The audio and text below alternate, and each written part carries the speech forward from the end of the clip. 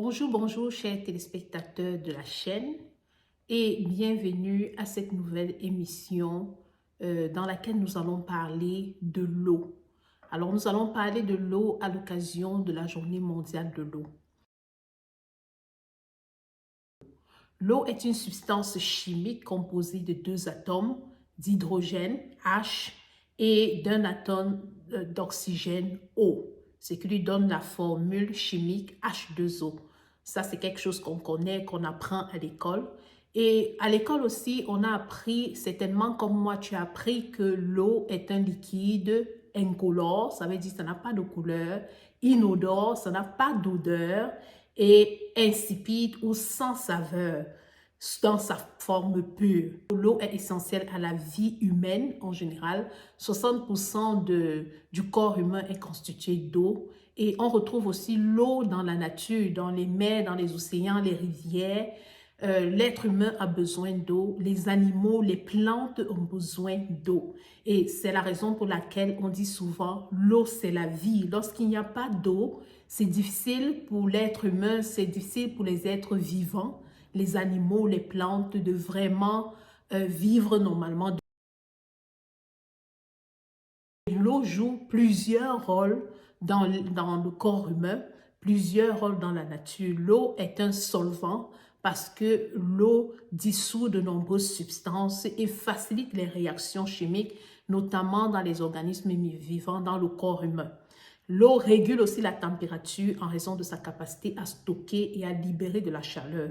Et par ailleurs, l'eau est utilisée dans de nombreux processus biologiques comme la digestion. L'eau est très essentielle pour la digestion.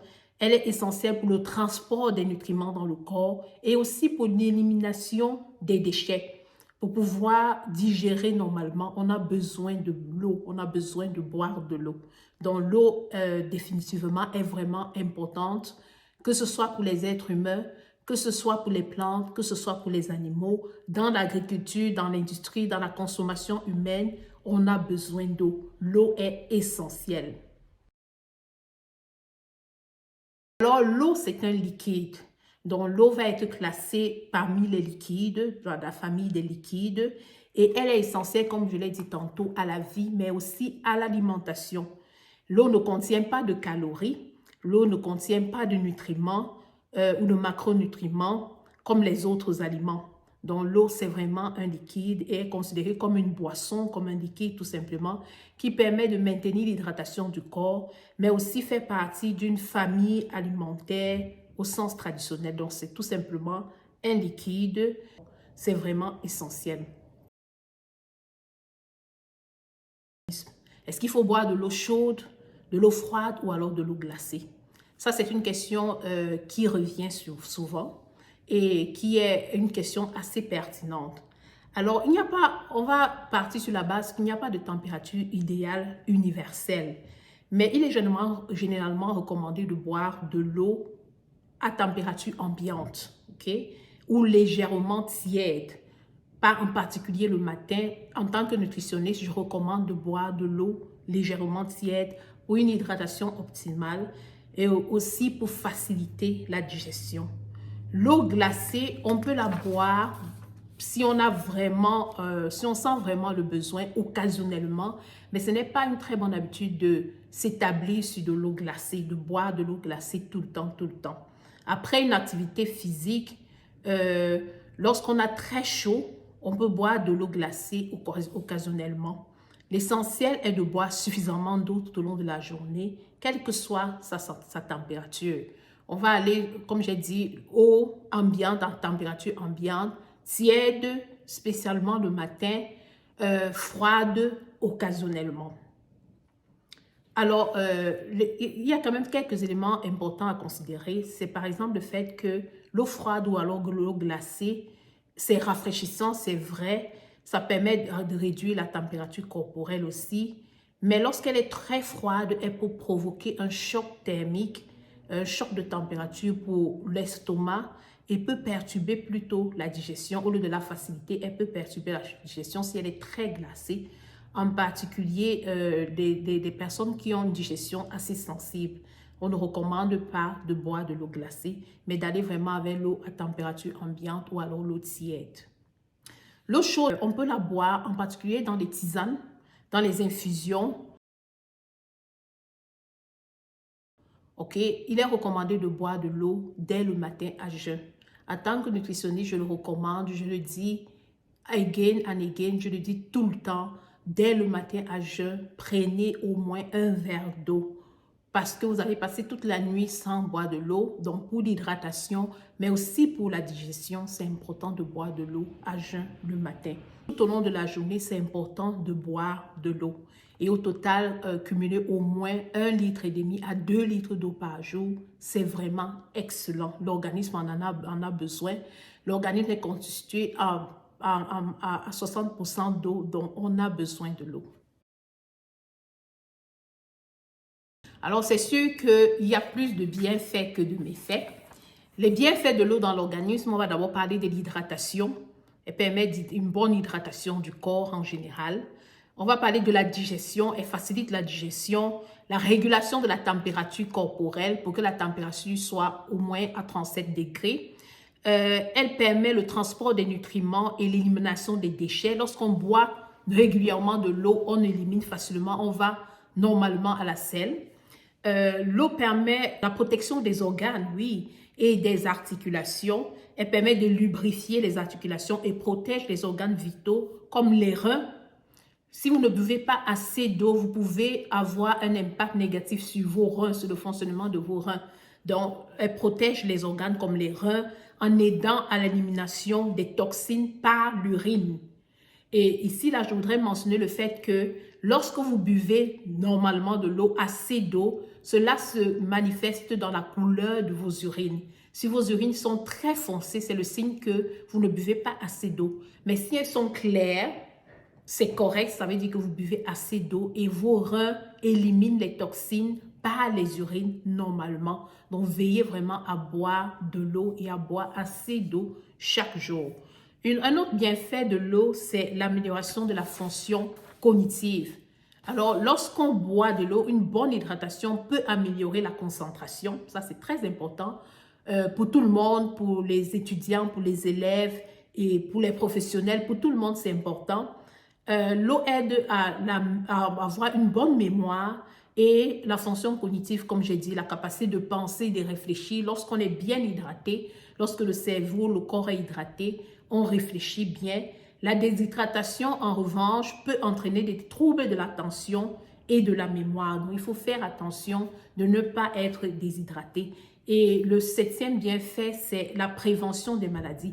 Boire suffisamment d'eau peut aider à prévenir certaines affections comme les infections urinaires, les calculs rénaux, oui, et peut contribuer aussi à la gestion du poids, très important. Maintenant, parlons des méfaits de l'eau dans l'organisme.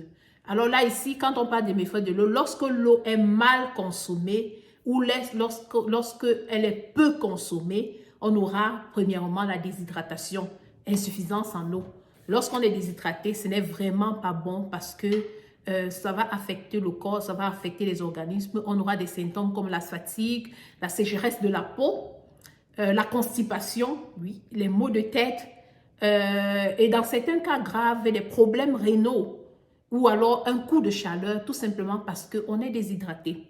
Un autre méfait, c'est l'hyperhydratation ou intoxication par l'eau.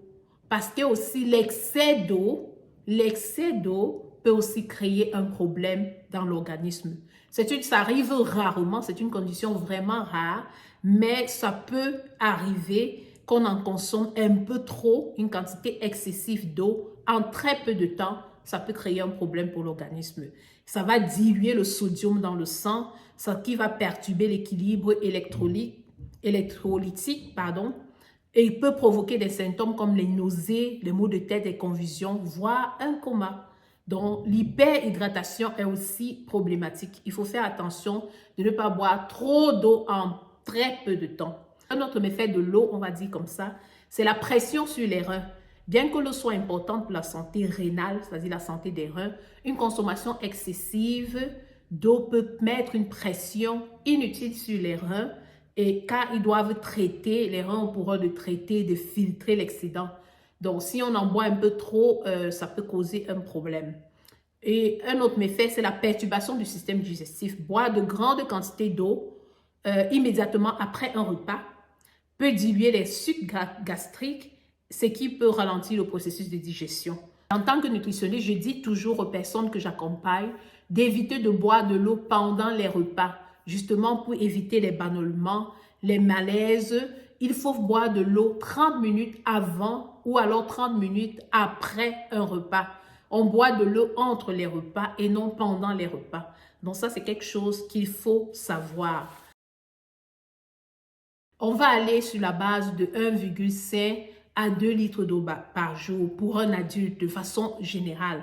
Mais la quantité d'eau va varier vraiment. Si on est adulte, comme j'ai dit, on peut aller jusqu'à 3 litres d'eau qu'on étale tout au long de la journée. Donc de 10 à 12, de 8 à 10 verres d'eau, on peut aller jusqu'à 12 verres d'eau. Pour les enfants, ils vont rester entre 1 litre et 1,5 litre d'eau. Ils peuvent aller jusqu'à 2 litres d'eau. Ça ne pose pas de problème. Donc, il y a des facteurs qui vont influencer la quantité d'eau. Par exemple, l'activité physique. Si on fait de l'activité physique, on a besoin de s'hydrater davantage, plus. Le climat, lorsqu'il fait très chaud, il faut s'hydrater, il faut boire vraiment de l'eau. La santé, alors il y a des personnes qui font... qui ont besoin de boire plus d'eau et d'autres personnes qui n'ont pas besoin de boire de trop grandes quantités d'eau. Les personnes qui font, par exemple, la rétention d'eau n'ont pas besoin de boire trop d'eau. Donc, généralement, leur médecin va donner des recommandations par rapport aux quantités d'eau qu'ils peuvent boire par jour. Et aussi par rapport à l'alimentation.